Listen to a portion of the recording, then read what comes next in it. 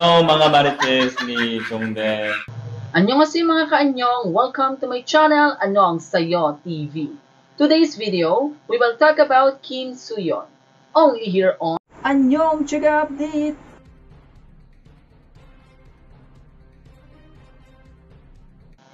Kim Soo-yeon's endorsements starting to cut ties with him amid growing allegations. As allegations continue that Kim Soo-yeon started dating the late actress Kim Se-ron when she was a minor, some brands are rapidly distancing themselves from the actor. There was a post recently with the title A Business Owner's Tears that surfaced on an online community. The original poster detailed how a restaurant tried to avoid showing Kim Soo-yeon's face through an advertisement by reversing the promotional paper placements.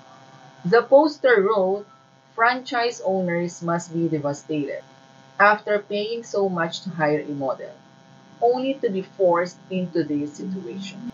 As of now, several brands have reportedly removed Kim Soo-yeon from their advertisements, which includes Prada, Shinhan Bank, Home Plus, Tuleju, Dinto, Shabu All Day, and Eider.